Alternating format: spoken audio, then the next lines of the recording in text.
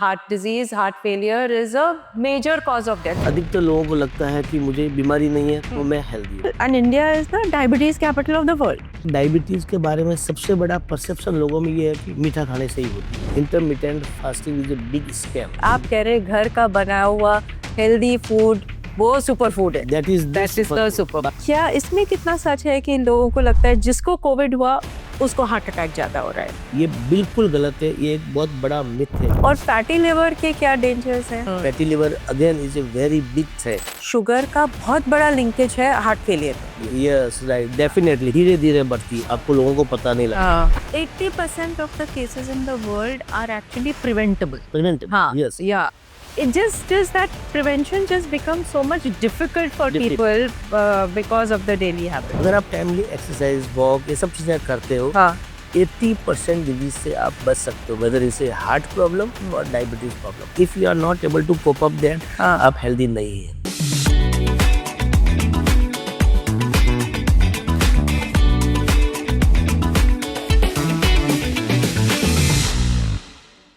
Welcome to another episode of my show. आज हम health के बारे में बात करेंगे। But what is health? हम लोग ये सोचते हैं कि हम में कोई बीमारी नहीं है अभी, तो हम हेल्दी हैं। But is that the true meaning of health? क्योंकि हम हमारे डेली जिंदगी में इतनी सब हैबिट्स फॉलो करते हैं जो ग्रेजुअली शायद हमें हेल्थ क्राइसिस की तरफ ले जाती हैं। हमारी बॉडी हमें थोड़े थोड़े सिग्नल्स देती है पर हम उसे इग्नोर करते हैं, और जब वो सिग्नल्स एक क्राइसिस में बदल जाते हैं तब हम गूगल को छोड़ के डॉक्टर्स के पास भागते हैं। तो आज हम एक ऐसे प्रोमिनेंट डॉक्टर से बात करेंगे जिन्होंने डेकेड्स स्पेंड किए हैं इन सिम्टम्स को देखते हुए, इन सिम्टम्स के कॉन्सिक्वेंसेस को देखते हुए, चाहे वो सडन हार्ट अटैक्स हो, चाहे साइलेंट डायबिटीज हो, चाहे लाइफस्टाइल डिजीजेस हो, और उन्होंने कोविड के टाइम पे इतना काम किया है।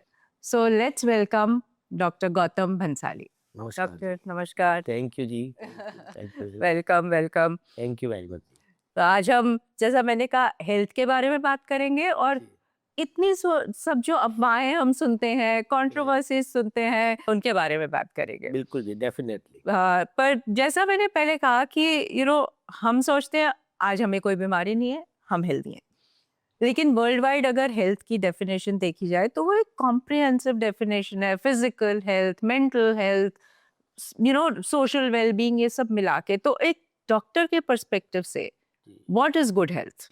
सी, हेल्थ के बारे में ये एक आपने बहुत ही अच्छा और आज के पर्सपेक्टिव में राइट क्वेश्चन पूछा है कि हेल्थ क्या चीज है। अधिकतर लोगों को लगता है कि मुझे बीमारी नहीं है तो मैं हेल्दी हूँ, या मैं बिल्कुल ठीक हूँ। वैसा नहीं है। हेल्थ जो होता है basically not only physical health, your mental health, your emotional health, that should be correct. वो अगर ठीक है, then you consider as a proper healthy person. आपका बॉडी के अंदर एनर्जी होना चाहिए, आपको काम करने का, आपको मूवमेंट करने का, वॉकिंग करने का, आपको प्रॉपर टाइम पे स्लीप लेना है, तो उसके लिए आपके अंदर, बॉडी के अंदर एनर्जी होना चाहिए। More than body, your mental health, your mind should study well, it should be balanced, that is most important. आपका माइंड इस तरह से होना चाहिए या इतना बैलेंस्ड होना चाहिए कि कोई भी किसी तरह का अगर इमोशनल बर्स्ट हो उसको टैकल कर सके, किसी भी तरह का कोई स्ट्रेस आ गया उसको हैंडल कर सके। आपको कहीं अगर सोसाइटी में जाना है, सोशल फंक्शन में जाना है, कहीं आपको कुछ भी करने की इच्छा है विदाउट मच फिजिकल डिस्कम्फर्ट, अगर आप कर पा रहे हैं तो then we can say is yes, you are, your health is correct और you are a healthy person. So health is basically in my definition और today's perspective I can say resilient with the function, like your body should function well and balanced, your mind should be well balanced. So physical, social, emotional and mental well-being is the health. So yes, so you're saying physical, social, emotional and mental well-being. Of course. So we all have to remember कि if we are getting any signals Yes. which are against that, Yes. तो ये छोटे छोटे signals हैं which we should remember that our body is trying to tell us something. Yes right definitely कई बार लोगों को लगता है कि बाकी सब चीजें ठीक है लेकिन कुछ स्ट्रेस आ गया तो उसको कोप अप नहीं कर पाता if you are not able to cope up that आप हेल्दी नहीं है आपको कोई भी बीमारी हो जाती है उससे अगर आप प्रॉपर रिकवर कर जाते हैं timely then you are a healthy so health is not only कि आप बीमार नहीं हो उसको हेल्थ कहते हैं that is not that but आपने स्ट्रेस की बात की ये आजकल का लाइफस्टाइल ये है stress lack of sleep stress को आजकल हम ऐसा समझते हैं कि it's part of life yes ये तो पर स्ट्रेस हमें किस तरह हमारी हेल्थ को डिस्ट्रॉय करता है आज की डेट में अगर सबसे बड़ा प्रॉब्लम कहा जाए तो वो स्ट्रेस ही सबसे बड़ा फैक्टर है हर आदमी को आगे बढ़ना है हर आदमी को भागना है हर आदमी को लगता है कि मेरे पास टाइम कम है बट काम बहुत ज्यादा है हर आदमी को लगता है कि मेरे पास सब कुछ होना चाहिए जो वर्ल्ड में अवेलेबल चीजें मेरे को मर्क भी चाहिए मेरे को BMW भी चाहिए मेरे को आईफोन भी चाहिए सब कुछ चाहिए उसके लिए मुझे लगता है काम करना रात दिन काम करना तो मैं काम करूंगा और लोग काम करते हैं ज्यादा काम करते हैं लगता है और ऑफिसेज में भी कई जगह कल्चर ऐसा ही है आप ओवर वर्क करते हैं आपको रिवॉर्ड मिलता है जिसे कहते हैं ओवर टाइम कहते हैं आपको पैसा ज्यादा मिलता है पैसे के चक्कर में लोग अपनी स्लीप खराब करते हैं अपनी डाइट खराब करने लग जाते हैं आज आपको नींद अगर बराबर नहीं आ रही तो that is again creating problem for your health obesity बढ़ने लग रही है आपकी आपका इंसुलिन रेजिस्टेंस है वो बढ़ने लग रहा है ब्लड प्रेशर आपका बढ़ने लग रहा है फैटी लिवर हो सकता है उसकी वजह से होने लग रहा है बिकॉज आप रात दिन काम कर रहे हैं या आपको कुछ पता नहीं चल रहा है आप डाइट प्रॉपर नहीं ले रहे आपको जो भी अल्ट्रा प्रोसेस्ड स्नैक्स या जो मील मिल गया ड्रिंक्स मिल गया कोल्ड ड्रिंक मिल गया आप कुछ भी पी रहे हैं बिकॉज ऑफ दैट थिंग या आपको वर्क के पीछे या पैसा कमाने के चक्कर में आप लग रहे हैं तो आपको लग रहा है कि चलो स्लीप नहीं हुआ तो चलेगा बट मुझे काम ज्यादा करना है कई बार लगता है कि थोड़ा सा स्ट्रेस ज्यादा हो गया काम का लोग स्मोकिंग स्टार्ट कर लेते हैं वीकेंड आ गया तो लगता है कि अल्कोहल पीना शुरू कर देते हैं and binge alcohol that is also creating problem whether is only on weekend कई बार लोगों को लगता है कि नहीं मैं तो अल्कोहल नहीं पी रहा हूँ बट सिर्फ वीकेंड पे पी रहा हूँ दोस्तों के साथ पार्टी होगी that binge alcohol that is also creating problem so stress is the major factor और you can say the is the key regulator of your health अगर आप स्ट्रेस फ्री है देन ओनली आपका स्लीप आपका फैटी लिवर आपका triglyceride आपका sugar everything should get controlled stress is और स्ट्रेस को कोप अप करना सिर्फ आदमी के खुद के हाथ में है कोई भी ऐसा बाहर का साइंस नहीं है आप कितना भी मेडिटेशन कर लो कितना भी योगा कर लो आपको लगता है कि मैं स्ट्रेस को कंट्रोल कर लूंगा दैट इज नॉट पॉसिबल आपके खुद के हाथ में है कि आपको स्ट्रेस को कैसे कोप अप करना है and for that your mental health should be strong तो सबसे बड़ी जो मेडिसिन है या क्योर है वो अपने हाथ में है अपने हाथ में आदमी को अपने बॉडी का पता रहना चाहिए कि मेरी बॉडी की क्या डिमांड है मुझे कितना क्या करना है कैसा मुझे डाइट लेना है कितना मेरी बॉडी अलाउ कर रही है मुझे काम करने की आज 50 साल की उम्र में आप देख रहे हो लोगों को सडनली लग रहा है कि मैंने लाइफ में कभी रनिंग नहीं किया मैं रनिंग शुरू कर देता हूँ 50 साल का आदमी को रनिंग करने के लिए रेस्ट्रिक्शन है नहीं कर सकता उसको वॉकिंग करना चाहिए ब्रिस्क वॉकिंग करना चाहिए धीरे धीरे स्टार्ट करना चाहिए लगता है कि मैं जल्दी बॉडी बिल्डिंग शुरू कर देता हूँ या मैंने कभी लाइफ में स्पोर्ट्स नहीं खेला अभी मेरे पास टाइम है मैं वेल सेटल्ड हो गया हूँ तो मैं क्रिकेट खेलना शुरू कर देता हूँ टेनिस खेलना शुरू कर देता हूँ बॉल खेल लेता हूँ बोलना शुरू करता हूँ पैडल बॉल खेलना शुरू करता हूँ ऑल ऑफ सडन आपके अंदर वो एक अंतरात्मा की आवाज आने लगती है मैंने लाइफ में भाग दौड़ किया अब जाके मैं कुछ खेलना शुरू करता हूँ ऐसा नहीं करना चाहिए स्लो एंड स्टडी आपको चालू करना चाहिए with mentally you should be strong enough to cope up with all this things then only you can play any kind of sports but it should go slow and steady तो वो ये कह देना कि बस इतनी एक्सरसाइज ये कोई एक वन साइज पे टॉल नहीं है कि सबको इतना एक्सरसाइज करना है इतनी वेट्स उठानी है इतना ये अपनी बॉडी को सुन के और उसको एक्लेमेटाइज कीजिए और धीरे धीरे उस डेफिनेटली ये एक गलत भ्रांति होती है आजकल सोशल मीडिया में इन्फ्लुएंसर में इतने सारी चीजें आ रही है कि रोजाना इतने स्टेप्स लेने की ये जापानीज फंडा है स्टेप्स का हमारे यहाँ पे लोगों ने चालू कर दिया एक तरह से अच्छा है बट आपकी एज आपकी बॉडी आपका बॉडी वेट आपको कितना अलाउ करता है प्लस आपका टारगेट क्या है उसके हिसाब से एक्सरसाइज करनी चाहिए आप वॉक करते हो आप ऐसा नहीं आराम से बारात में चल रहे हो वैसे वॉक कर रहे हो वो भी नहीं करना चाहिए और बहुत ज्यादा तेज रनिंग भी नहीं करना चाहिए वॉक का बेसिकली होता है 1 घंटे में 4 किलोमीटर 45 मिनट से लेकर के 1 आवर के अंदर 4 किलोमीटर आप वॉक करते हैं that is called brisk walking and brisk walking का वो भी एज रिलेटेड होता है। ओके 20-25 साल का लड़का करेगा वो बहुत तेज चल सकता है। हाँ आज 40-45 साल का आदमी का थोड़ा सा लिमिटेशन हो सकता है। हाँ 60-70 आदमी का की एज के आदमी का और ज्यादा लिमिटेशन होता है। तो ब्रिस्क वॉकिंग का ये होता है कि आप किसी से मोबाइल पे बात कर रहे हो चलते चलते और सामने वाला बोल रहा है कि आप थोड़ा सा हाँफ रहे हो, दैट इज ब्रिस्क वॉकिंग। उससे ज्यादा नहीं करना, उससे कम भी नहीं करना, उससे ज्यादा स्लो भी नहीं चलना, दैट इज ब्रिस्क वॉकिंग। वो Okay. आपकी एज के हिसाब से है। उसके हिसाब से करना चाहिए। सडनली जाकर के आप एक्सरसाइज चालू कर लो। कोविड के बाद बहुत लोगों के अंदर से आत्मा जागने लगे कि मुझे फिट रहना है, ये करना है, लाइफ का कोई मतलब नहीं है, लोग ऐसे जा रहे हैं कोविड में। तो सडनली लोगों ने एक्सरसाइज चालू किया, सडनली लोगों ने वॉकिंग चालू किया, स्पोर्ट्स चालू किया एंड ओवर डाइटिंग करना चालू कर दिया। बिकॉज ऑफ दैट आजकल हम सुन रहे हैं कि सडनली कार्डियक अरेस्ट और वो सब केसेस मिल रहे हैं।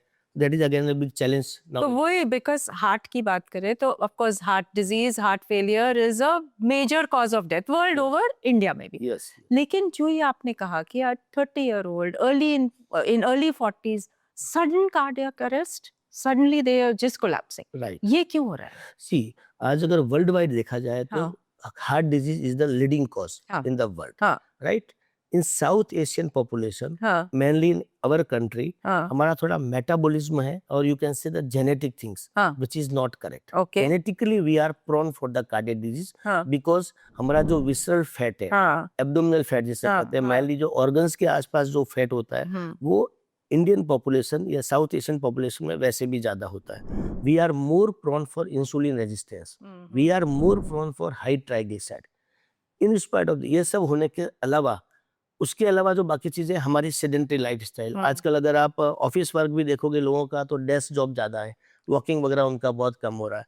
मोर देन दैट ओवर वर्क ज्यादा कर रहे हैं लोग, स्लीप डिप्राइव हो रही है। ये सारे फैक्टर, स्लीप नहीं, और उसके ऊपर आपका सबसे ऊपर होता है stress. And one more thing is social, social लोगों का आजकल खत्म सा हो गया है। आपके फेसबुक पे बहुत सारे फ्रेंड्स मिलेंगे लेकिन ओरिजिनल आप जाके देखोगे तो आपके दोस्त नहीं है। आपके पास ऐसे लोग नहीं है जो आपकी कहानी सुन सके या आपको जाके अपना बचाना पड़े या मेरा दुखड़ा रोना पड़े, उस टाइप के लोग आपके पास में नहीं है। अल्टीमेटली आप फ्रस्ट्रेट होके दुखी होके घर में आते हो, कुछ भी जो ये प्रोसेस्ड फूड होता है वो खाया, आदमी सो गया, नींद नहीं आ रही। सोया भी इसलिए है क्योंकि सुबह जल्दी उठ करके वापस भागना है। सो ऑल सिनेरियो पूरा डिस्टर्ब हो रहा है, पूरा जो इकोसिस्टम आपकी बॉडी का होता है वो डिस्टर्ब हो रहा है। And more than that stress for the work, stress for the sleep, stress for the to get more and more thing in your life, लोगों को हार्ट अटैक बढ़ते जा रहे हैं। एंड वन मोर थिंग जो इसके बाद में और हुआ है, आजकल सोशल मीडिया पे इतने सारे इन्फ्लुएंसर आ रहे हैं। आप जब इंस्टाग्राम यूट्यूब खोल के देखोगे, कोई बोलेगा धनिया खाओ, कोई बोलेगा जीरा खाओ, कोई बोलेगा अजवाइन पियो, कोई बोलेगा रात को ये पी के करो, ये करो। इतना ज्यादा फैल गया, ये नहीं खाना, वो नहीं खाना है। And rarest of the rare case को इतना जल्दी वहां बता देते हो कि 20 साल का आदमी हार्ट अटैक से मर गया, वो भी मर सकता है, ये भी मर सकता है, आप भी उस कैटेगरी में आ सकते हो।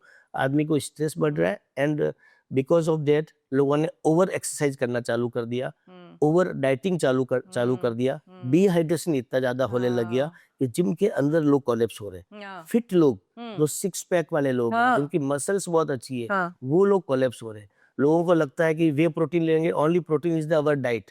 ये सब चीजें इतना बड़ा एक फैक्टर साबित हो गया कि यंग लोग अनफॉर्चुनेटली कोलैप्स हो रहे हैं जिम के अंदर, कार्डियक अरेस्ट पर जा रहे हैं और अनफॉर्चुनेटली डेथ हो रही है।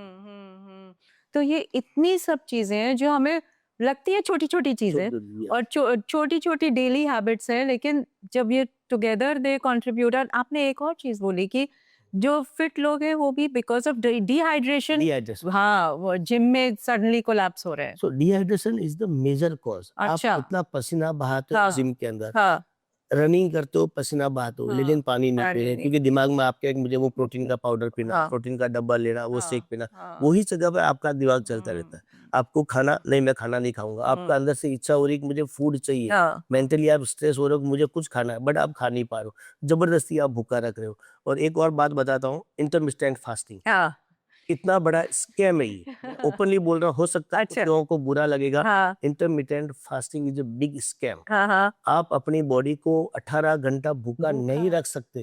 आप अपने आप को टॉर्चर कर रहे हो, आप सो ही नहीं पा रहे हो, आप काम नहीं कर पा रहे हो, हर वक्त आपके मन में लग रहा है कि कब सुबह 11-12 बज जाए मैं कुछ खा लो। हाँ, और फिर इतना खा लो, और इतना खा लो, जो मिलेगा खा लो। मुझे तो अलाउ है कि मैं 8 घंटा कुछ भी खा सकता हूँ और बाद में बाकी के 18 घंटे मैं कुछ नहीं खाऊं। That is a big scam.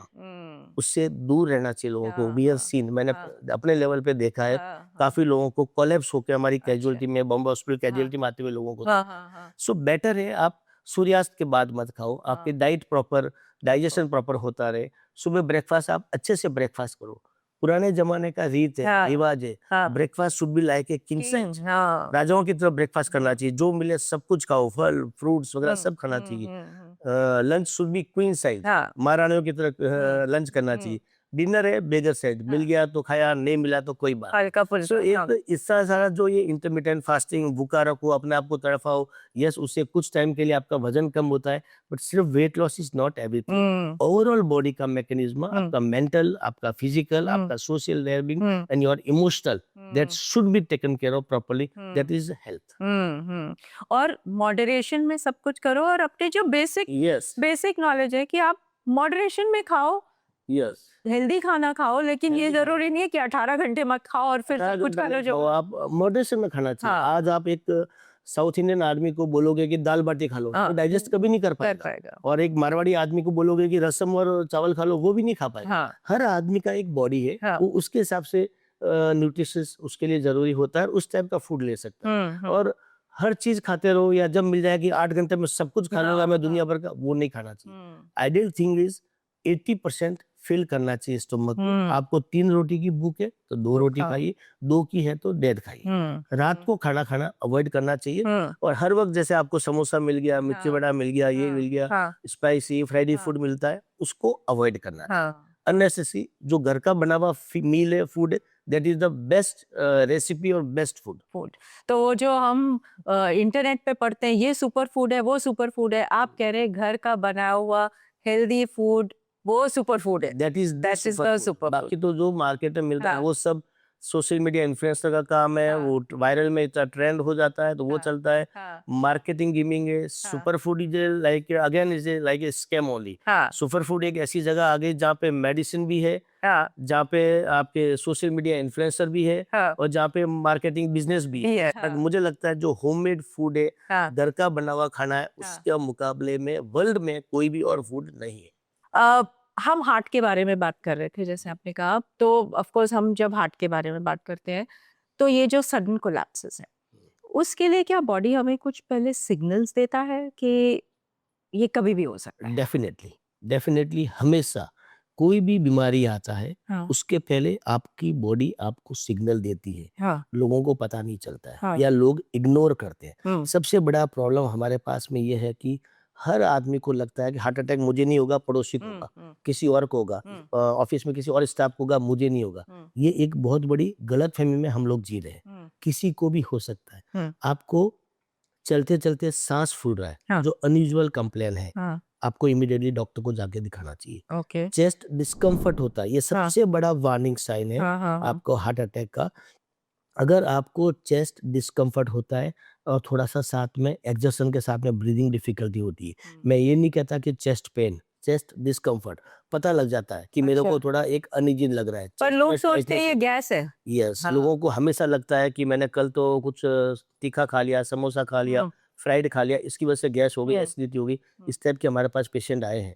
हमने उनका ईसीजी किया, ईसीजी में चेंजेस दिखे, लोगों ने उसको डिनायल मोड में थे कि नहीं, नहीं, हम्म, नहीं मैंने कल मिर्ची बड़ा खाया था, कल हम्म, मैंने ये पाव भाजी खाया था, उसकी वजह से हो गया। हम्म, पर मैंने बोला कि आगे इन्वेस्टिगेशन करवाओ, करवाया तो मालूम पड़ा कि ट्रिपल वेसल डिजीज़, ऑल हाँ, वेसल्स वर ब्लॉक्ड। हाँ, so chest discomfort with little bit exertion अगर होता है तो that is a first warning sign. Okay, secondly अगर अगर आपको अनयूजुअल स्वेटिंग होती है, हाँ, हाँ, हाँ, पर्स्पिरेशन, मैं हाँ, हाँ, हमेशा हमारे पेशेंट्स को, मेरे हाँ, स्टूडेंट्स को मैं बोलता हूँ, sweating is the one symptom which I never like. अच्छा, पर्स्पिरेशन वो अच्छा, कभी भी अच्छा नहीं होता। हाँ, अननेसेसरी बिना कोई वजह से स्वेटिंग नहीं आ सकती। ओके, लोग ओके, ऑफिस में बैठे हैं, एसी चल रहा है, सब कुछ ठीक है, फिर भी स्वेट, वो स्वेट कर रहे हैं। There is something wrong with your heart, with your body.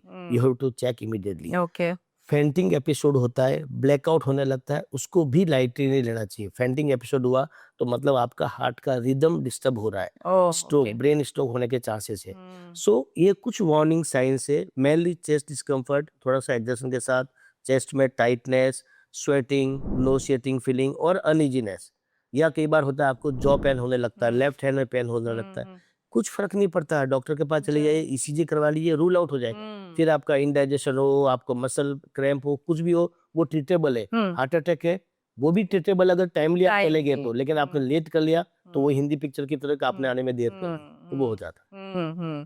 और कोई ऐसे बेसिक टेस्ट हैं जो जरूर ओवर 30 या अराउंड 40 से ये कुछ टेस्ट कराने ही चाहिए? Definitely even government of Maharashtra और सेंट्रल गवर्नमेंट का भी ये रूल है कि all IAS IPS officers, income tax, custom, सबका 40 की उम्र के बाद एक जनरल बॉडी चेकअप होता है। बट मैं रिकमेंड करता हूँ कि बेसिक सर्टेन टेस्ट बॉडी के आपको करने चाहिए, स्पेशली HbA1c, ब्लड शुगर, जो 3 महीने का एवरेज ब्लड शुगर दिखाता है, वो आपको करना चाहिए, क्योंकि diabetes is a silent disease, पता नहीं लगता, धीरे धीरे बढ़ती है, आपको तब तक सिम्टम आते हैं, तब तक देर हो चुकी होती है। आपका lipid profile, that is again very important to see cholesterol, HDL cholesterol जो गुड कोलेस्ट्रॉल है वो कैसा है, LDL कोलेस्ट्रॉल जो बैड कोलेस्ट्रॉल है उसका लेवल कैसा है, और ट्राइग्लिसराइड लेवल कैसा है, ये देखने के लिए, और lipoprotein A which is again a very specific marker for cardiac event और प्लाक रप्चर के लिए, तो वो आपको चेक करना बहुत जरूरी होता है, वो लिपिड प्रोफाइल के अंदर आता है। होमोसिस्टीन लेवल जो स्पेशली कोविड के बाद हम लोग काफी रिकमेंड कर रहे हैं लोगों को, बिकॉज ब्लड विस्कोसिटी बढ़ जाती है, क्लॉट होने के बहुत हाई चांसेस होते हैं, तो होमोसिस्टीन लेवल, वेसल्स का इन्फ्लेमेशन, आर्टरीज का इन्फ्लेमेशन चेक करने के लिए CRP लेवल, ये कुछ टेस्ट है, ब्लड शुगर फास्टिंग, इंसुलिन, और एक CBC जो कंप्लीट ब्लड काउंट टेस्ट होता है, ये कुछ बेसिक्स टेस्ट है। CBC, lipid profile, HbA1c, blood sugar level, fasting insulin level जो इंसुलिन रेजिस्टेंस को दिखाता है, भले ही आपका ब्लड शुगर लेवल नॉर्मल हो बट इंसुलिन रेजिस्टेंस हाई हो सकता है। ये कुछ टेस्ट है जो एक बेसिकली 30-40 के बाद आदमी को करना ही चाहिए। कितना रेगुलरली करना चाहिए? मेरे हिसाब से वंस इन ए ईयर, अगर आपका सब नॉर्मल आता है तो, थोड़ा भी एबनॉर्मल है तो 6 मंथ में एक बार करना चाहिए, बट आपके फिजिशियन, आपको डॉक्टर को दिखा करके उसके हिसाब से सलाह लेनी चाहिए। आजकल मार्केट में ये भी हो गया है, इतनी सारी लैब्स आ गई मार्केट में, जो हर वक्त बम्बार्डमेंट चलता है कि 600 रुपीज में 40 टेस्ट, और 500 रुपए के अंदर 120 टेस्ट, ये टेस्ट, वो भी एक बड़ा स्कैम चल रहा है, उसके बारे में भी कुछ कह नहीं सकते, बट इतना स्कैम चल रहा है कि 1000 रुपए के अंदर आपकी पूरी बॉडी की जांच हो जाएगी, मतलब बहुत कुछ दिखाते हैं। इतना इन सब चक्कर में नहीं पड़ना चाहिए। आप अपने फिजिशियन जिस पे आप ट्रस्ट करते हो उसको दिखाइए, वो जो रिकमेंड करे, बिकॉज आपके फिजिशियन को आपकी हिस्ट्री पूरी पता है, उसको मालूम है कि आपको ऑटोइम्यून पैनल करना है, आपको एलर्जी टेस्टिंग करनी है, आपको लिपिड प्रोफाइल ज्यादा करना है, शुगर लेवल करना है, उस फिजिशियन को आपके बारे में सब पता है, उनको दिखा करके उनकी जो रिकमेंडेशन हो उसके हिसाब से करना चाहिए। हाँ, इनफैक्ट मैं यही पूछने वाली थी, आप टेस्ट की बात कर रहे हैं तो ये तो रेगुलर टेस्ट है। आजकल टेस्ट के अराउंड भी इतना सब हाइप हो गया,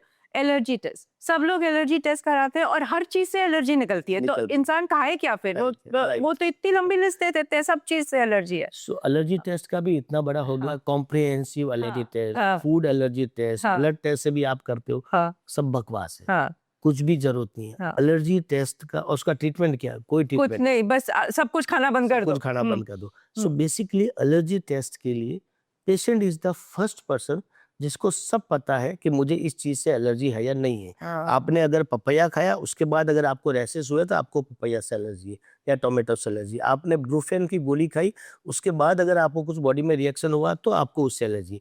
पेशेंट इज द पर्सन जिसको सब पता रहता है कि मुझे क्या चीज से एलर्जी है, क्या चीज से एलर्जी नहीं है, और एलर्जी का एक ही ट्रीटमेंट है, जिस आदमी से आपकी नहीं बनती है उससे दूर रहो। तो वो फूड या वो मेडिसिन से आपकी या वो ड्रग से आपकी नहीं बन रही है, वो आपकी बॉडी में रिएक्शन कर रही है, आपको इससे दूर रहना है, उसको अवॉइड करना है। कई बार डस्ट से एलर्जी होती है, कई बार फ्लावर से होती है, कई बार एसी से होती है, मल्टीपल फैक्टर्स होते हैं, आपको उससे दूर रहना ही आपका ट्रीटमेंट है। सो इतने सारे एलर्जी टेस्ट जो 25,000 के टेस्ट थे, 30,000 के टेस्ट थे, बहुत कम लैब करती है, लोग फंस जाते हैं उस चक्कर में। मुझे लगता है इन चीजों से दूर रहना चाहिए।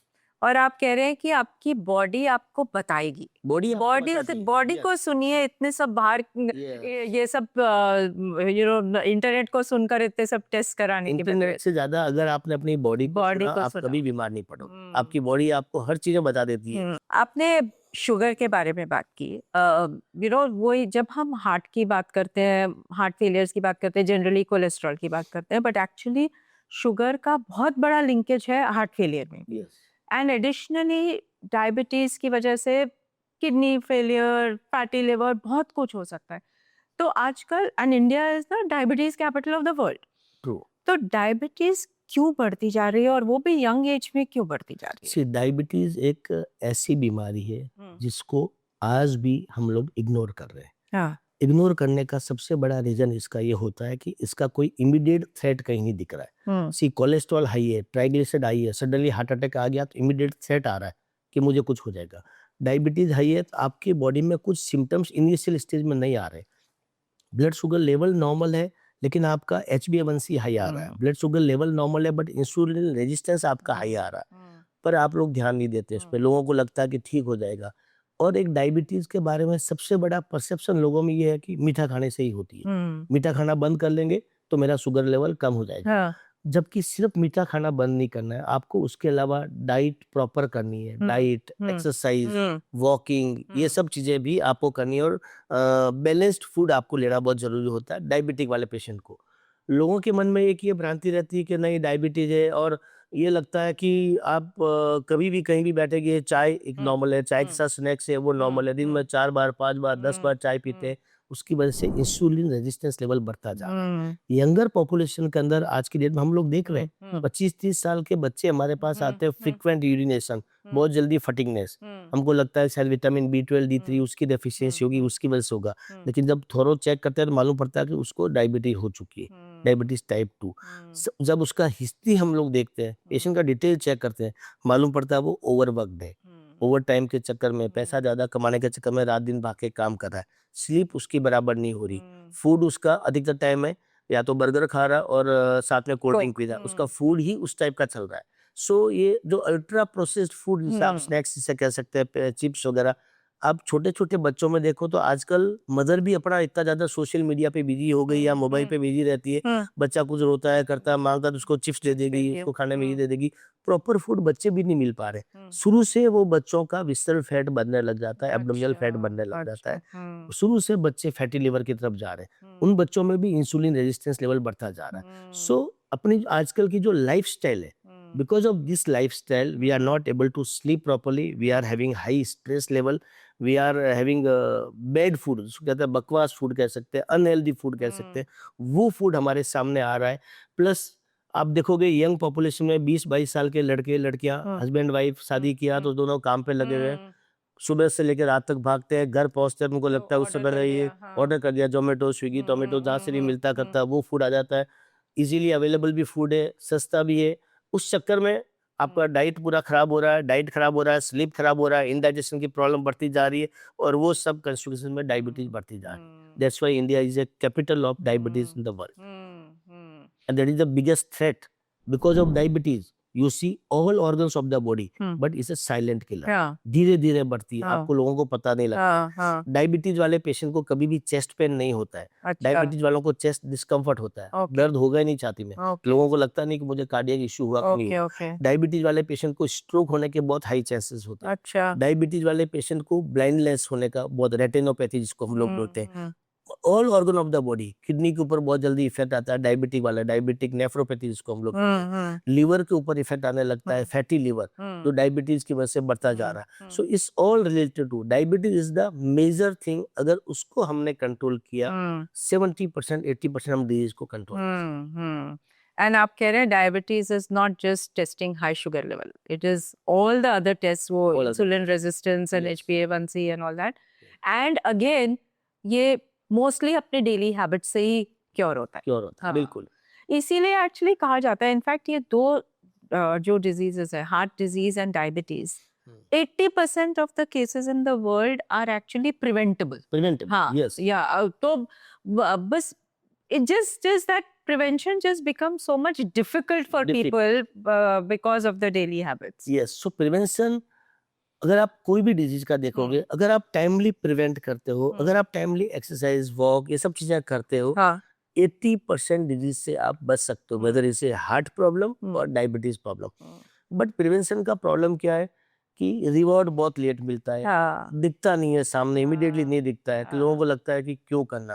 आप 2 महीना रेगुलर एक्सरसाइज कर रहे हो और उसके बाद 4 दिन तक आपने एक्सरसाइज नहीं की तो आपको कुछ फर्क नहीं लग रहा, तो लगता है कि ठीक है फर्क क्या फर्क पड़ गया। आपने एक्सरसाइज डेली आप रेगुलर कर रहे हो, फिर बीच में स्किप कर लिया, या आपने एक्सरसाइज 2-3 दिन किया, फिर बीच में आपने छोड़ दिया, या आपने एक्सरसाइज किया ही नहीं, हाँ, और आप या फिर आप डेली एक्सरसाइज किए जा रहे हो, डेली एक्सरसाइज करो, डेली वॉकिंग करो, 1 हफ्ता हो गया, 2 हफ्ता हो गया, आपको कुछ फ़र्क ही नहीं लग रहा है कि हाँ, मेरा तो वज़न भी कम नहीं हुआ, 1 इंच भी कम नहीं हुआ, मेरा ये भी कम नहीं हुआ, वो नहीं हुआ। हाँ, सो इमीडिएट रिवॉर्ड इसके अंदर नहीं है। हाँ, इमीडिएट रिवॉर्ड प्रिवेंशन में नहीं है, तो लोगों को लगता है कि क्यों करना? हाँ, हर आदमी को इमीडिएटली चाहिए।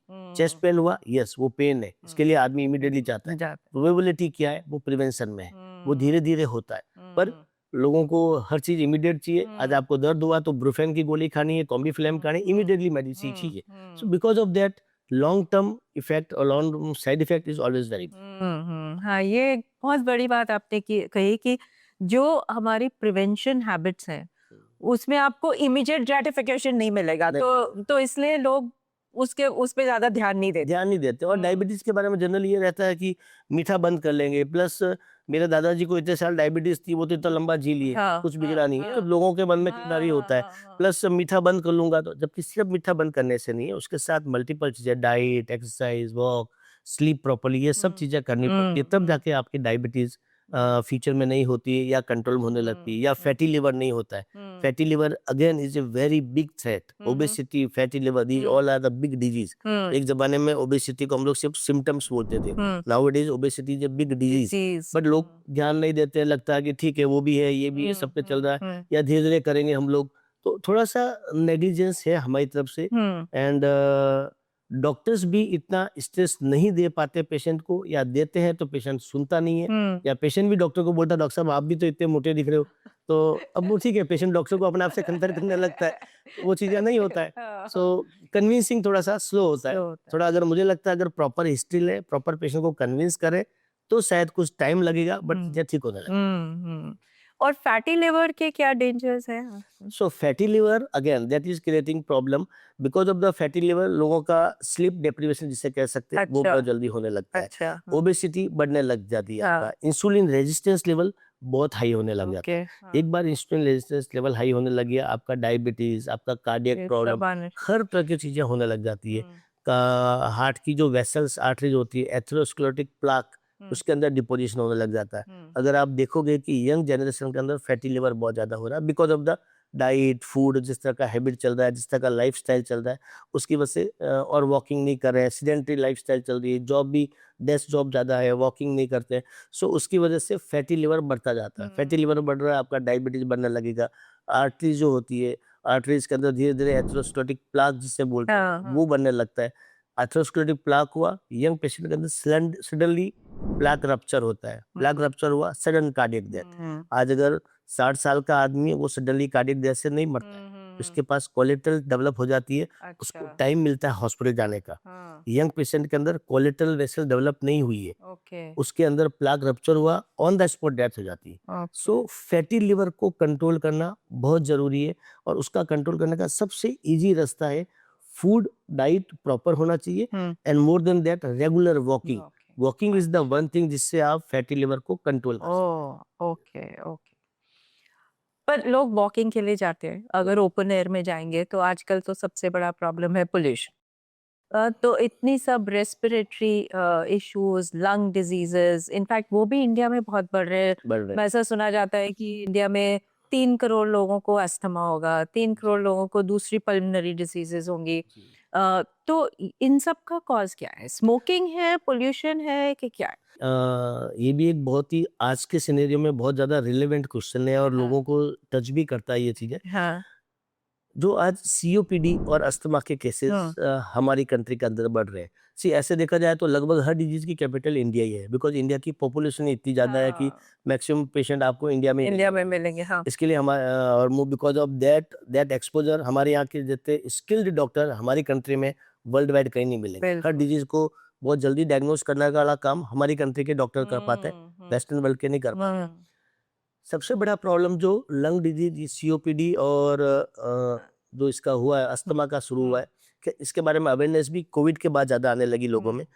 एक तो जेनेटिक प्रीडिस्पोजन अगेन हमारा ज़्यादा है, साउथ अच्छा, एशियन कंट्री हुँ, का और इंडियन का स्पेशली हुँ, जेनेटिक प्रीडिस्पोजन फैमिली में होता है। Secondly smoking, okay, that is again a very big cause for hmm, that COPD cases.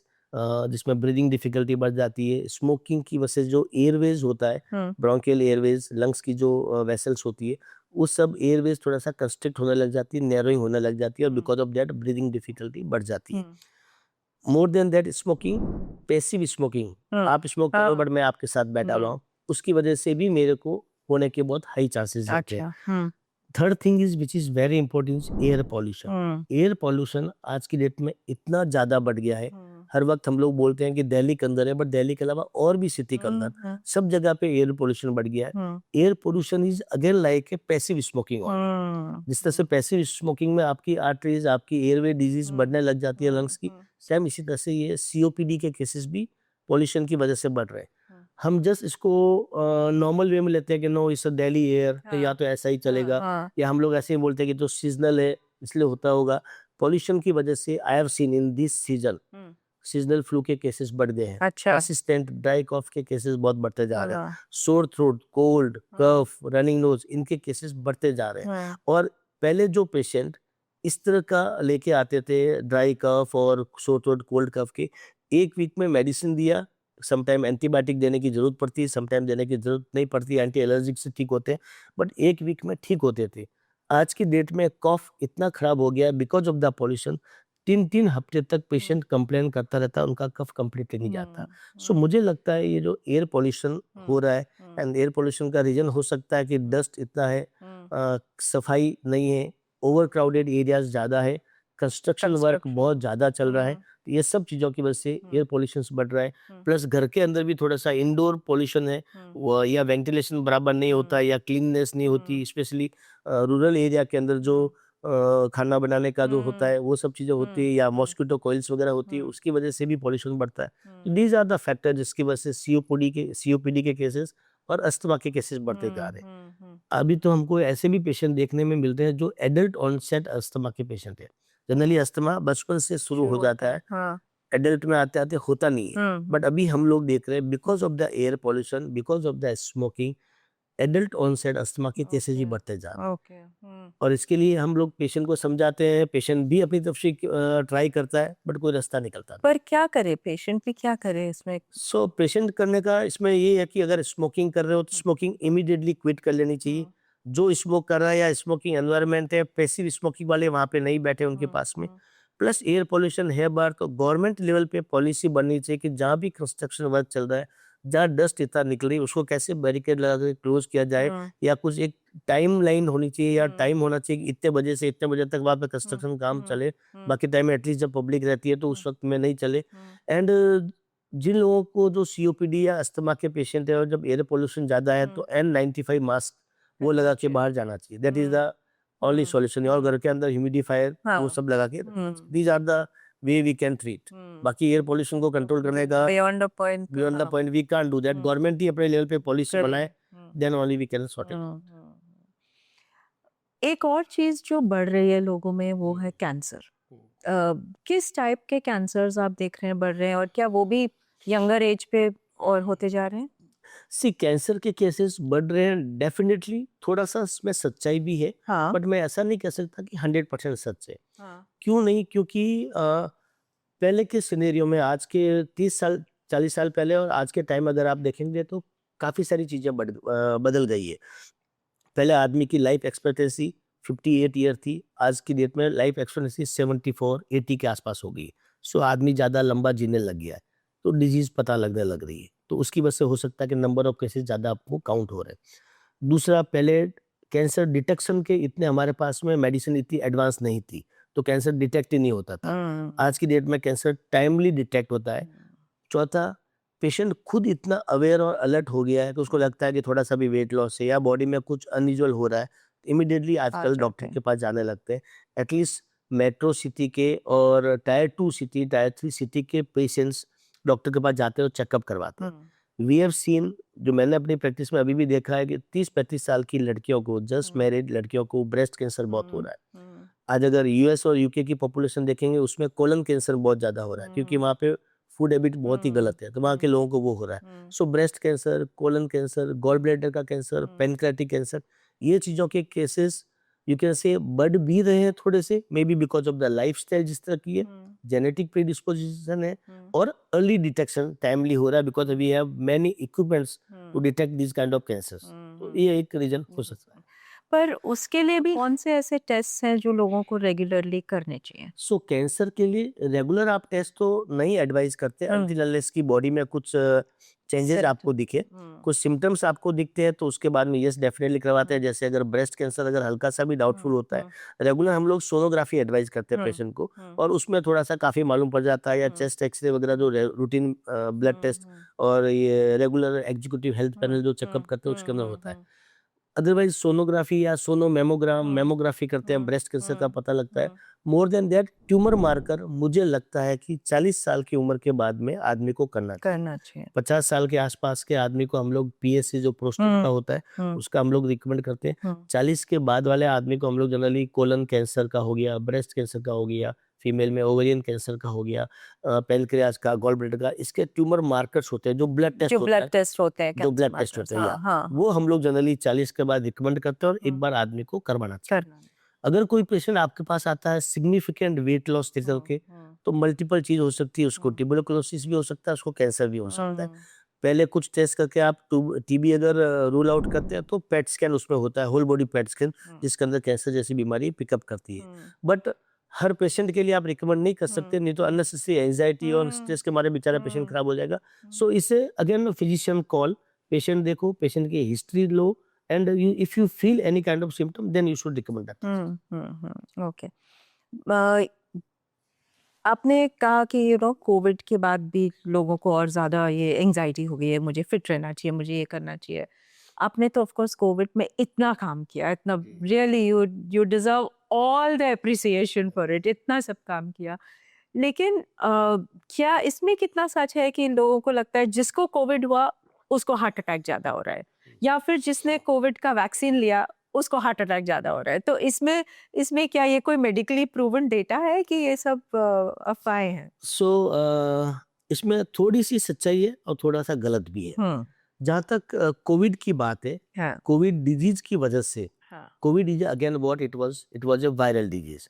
So severe cases के अंदर, जो कोविड के सीवियर केसेस होते थे उसके अंदर, या एनी अदर वायरल डिजीज, उसमें हार्ट पे इफेक्ट आता था। उसको हम लोग बोलते थे, हार्ट की जो मसल्स है वो वीक होती थी, जिसको हम लोग वायरल मायोकार्डिटिस बोलते हैं। वो डेफिनेटली हार्ट पंपिंग वगैरह कम होती है, but that is not only in Covid, other kind of viral infection, swine flu में भी हमने देखे हैं, हमने लेप्टोस्पायरा में भी देखे, हमने डेंगू में भी देखे, और अदर वायरल इन्फेक्शन के अंदर भी वायरल मायोकार्डिटिस जिसे बोलते हैं, हार्ट पे इफेक्ट आता है, और वो सीवियरिटी वाले केसेस में हमने देखे भी हैं। कोविड में भी हमने कुछ परसेंटेज ऑफ केसेस में हमने ऐसे केसेस देखे हैं। Plus Covid viral disease again, उसमें ब्लड क्लॉट भी बनते हैं, थ्रोम्बोटिक फिनोमिना भी एक होता है। इसके लिए आजकल हम लोग होमोसिस्टिन लेवल चेक करवाते हैं। बट मैं कहता हूं कि हर कोविड पेशेंट को हार्ट अटैक आता है, ये गलत है। या कोई भी आदमी जिम में कोलैप्स हो गया, कोविड की वजह से हुआ या कोविड था इसलिए हो गया, ये बिल्कुल गलत है। ये एक बहुत बड़ा मिथ है इसके अंदर। मोर देन दैट, जो कोविड वैक्सीन को ब्लेम करते हैं, वो 100%, मैं ऑथेंटिक आपके इस पे बोल रहा हूँ, कोविड वैक्सीन की वजह से एक भी पेशेंट आज तक नहीं मरा है। उल्टा वैक्सीनेशन ने हमारी बहुत हेल्प करी है कोविड को स्प्रेड होने से बचाने के लिए, कोविड की सिवियरिटी को कम करने के लिए।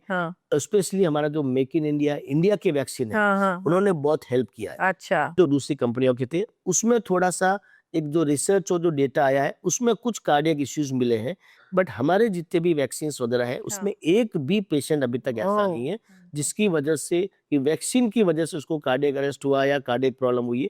वो एक कोइंसिडेंस हो सकता है कि कार्डियक प्रॉब्लम हुआ ही होगा, जो आजकल सोशल मीडिया पे ज्यादा दिखता है। आजकल अगर एक गांव में छोटा सा झगड़ा भी होता है दो लोगों के अंदर, तो इमीडिएटली मीडिया पे आता है। झगड़े हमेशा होते रहते हैं, पहले कभी आता नहीं था, बट आजकल सोशल मीडिया इतना पावरफुल हो गया कि 1 मिनट में आपको इंस्टाग्राम वगैरह में वो भीड़ भाड़ झगड़ा वगैरह सब आ जाता है। आपके बाइक चलाने वाले हैं वो भी आपको दिख जाते हैं।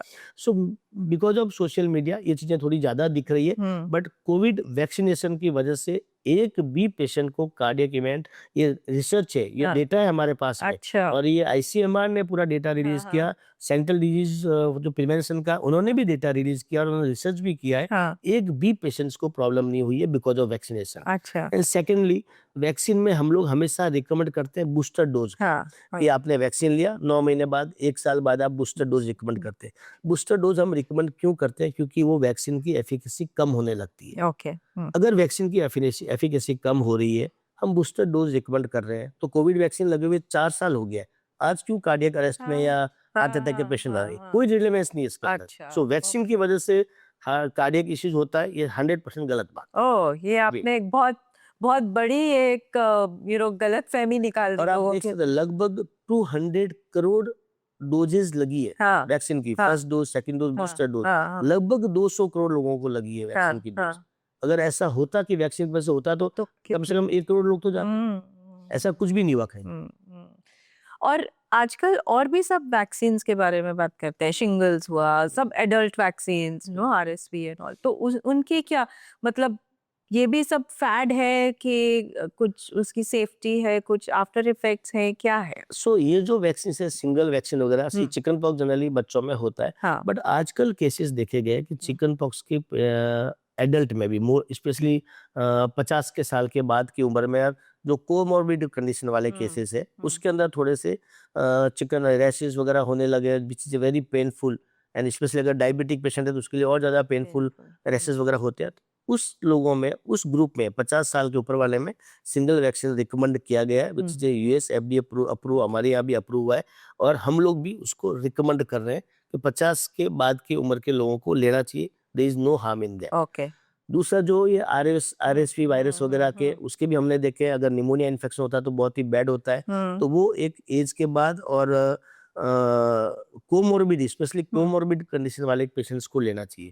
फ्लू शॉट्स भी हम लोग देते हैं बिकॉज ऑफ हमारे यहाँ पे एनवायरमेंटल कंडीशंस इतना अच्छा नहीं है, सीजनल फ्लू बार बार होता है। तो 60 प्लस के लोग या कोमोर्बिड कंडीशन वाले लोगों को flu shots once in year लेना चाहिए। सो मुझे नहीं लगता है, जितना मैंने देखा है, मैंने अपने पेशेंट अपनी प्रैक्टिस में भी देखा है कि ये वैक्सीन सब फेक है या वैसा है, मार्केटिंग है या पैसा कमाने की है, ऐसा मुझे नहीं लगता। अच्छा, यस, आप नहीं लेंगे तो कुछ बहुत बड़ा बिगड़ जाएगा, ऐसा भी कभी नहीं। नहीं है। तो जस्ट लाइक ए प्रिवेंशन, और इसके बारे में लोगों को एजुकेट करना चाहिए। करना चाहिए, ओके।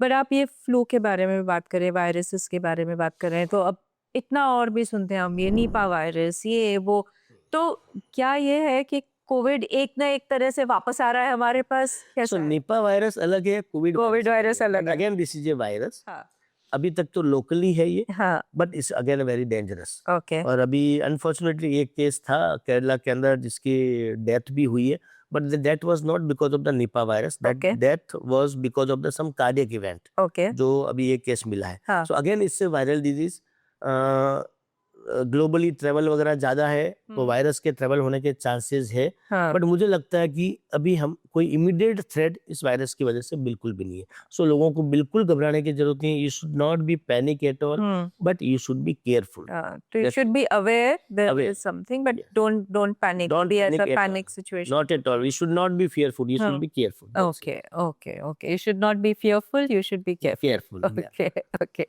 कोविड में आपने इतना सब काम किया, आपको क्या लगता है कि इंडिया के हेल्थ सिस्टम के लिए उसमें क्या लर्निंग्स थी? सो कोविड एक ऐसा डिजीज था जिसने पूरे वर्ल्ड को एक तरह से शॉक दिया, एक बड़ा झटका था पूरे वर्ल्ड के लिए, और स्पेशली हमारी जैसी कंट्री इंडिया के लिए बहुत बड़ा झटका था।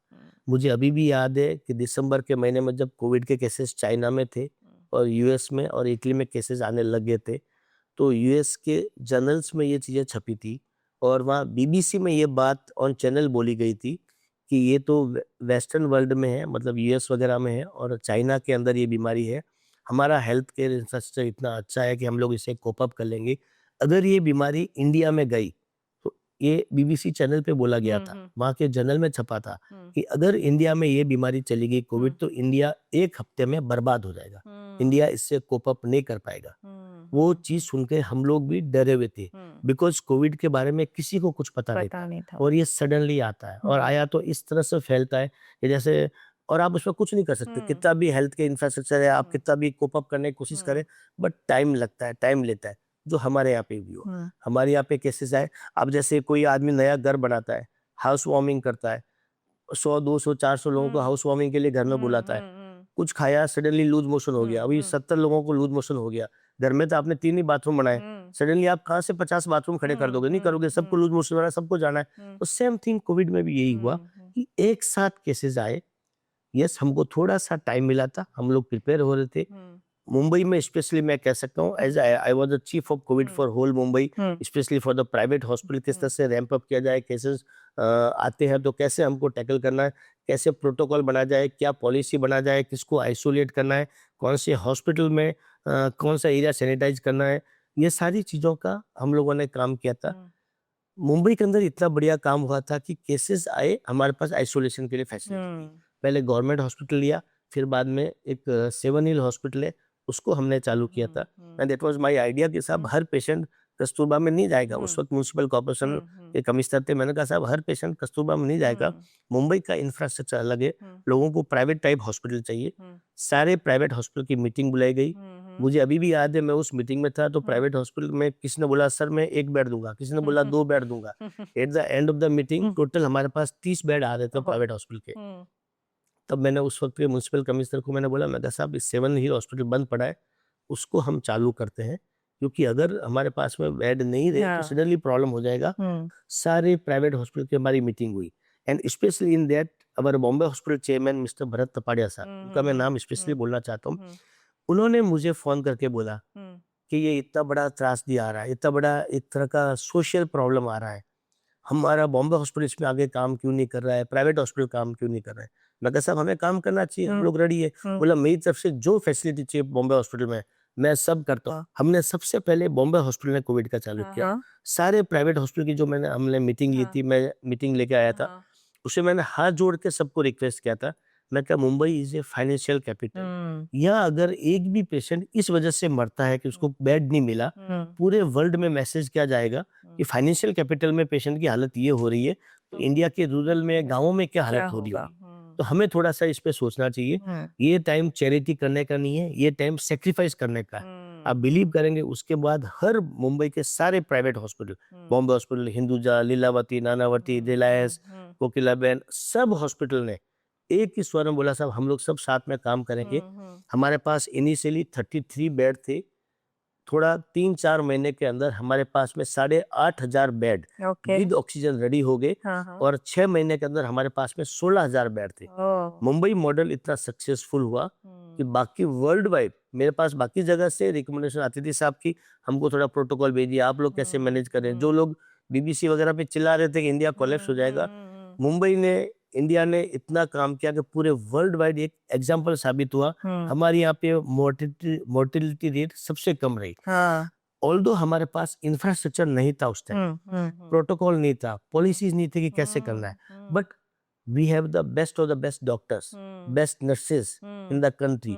उन लोगों ने अपना काम किया, लग के लगे पेशेंट पे काम किया, धीरे धीरे इंफ्रास्ट्रक्चर भी डेवलप होता गया और ऑक्सीजन प्लांट कम थे, ऑक्सीजन की सप्लाई भी बढ़ने लगी।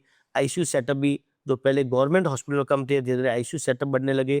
गवर्नमेंट ने, सेंट्रल गवर्नमेंट ने वेंटिलेटर भेजे हमारे पास में।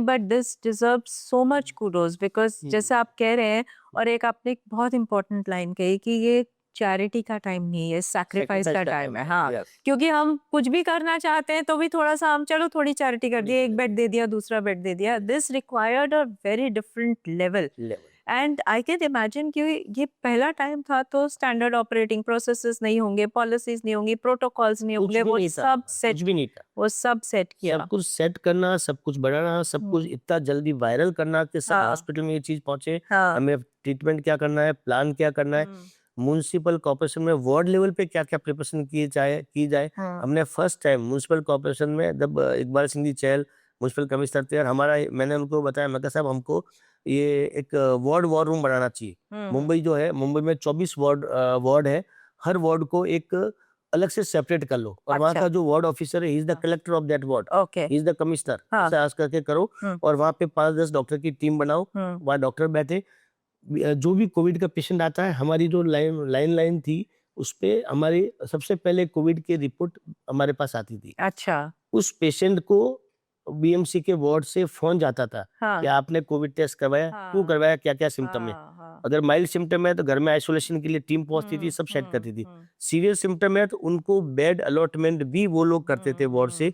आपको प्राइवेट हॉस्पिटल चाहिए, गवर्नमेंट हॉस्पिटल चाहिए, कैसा नहीं चाहिए, सारा चीज अरेंजमेंट करते थे। तो उस लेवल में मतलब आप कह सकते हैं कि माइक्रो मैनेजमेंट लेवल पे बिल्कुल काम। बिल्कुल बिल्कुल अब मैं आपको बताता हूँ, जब हम लोग शुरुआत के दौर में थे तो हमारे पास में एम्बुलेंस जो थी, कोविड हाँ एम्बुलेंस, हाँ हमारे पास में 64 एम्बुलेंस थी मुंबई के अंदर। हाँ जब हम लोग धारावी और ये नायर हॉस्पिटल के आईसीयू में जाकर के वापस आ रहे थे, तो म्युनिसिपल कमिश्नर चहल जी ने मुझे बोला कि यार एम्बुलेंस का बहुत प्रॉब्लम चल रहा है। हाँ कल एक न्यूज़ चैनल पे चल रहा था कि एक पेशेंट ने प्राइवेट एम्बुलेंस बुलाई और प्राइवेट एम्बुलेंस वाले ने 25,000 रुपये लिए। तो ऐसे टाइम में लोगों की जब इनकम नहीं है, काम नहीं है, तब ये ऐसा एम्बुलेंस वाले लूट रहे कर रहे थे। यार इसका कोई रास्ता निकालो। रास्ता क्या निकाले अपने एम्बुलेंस का?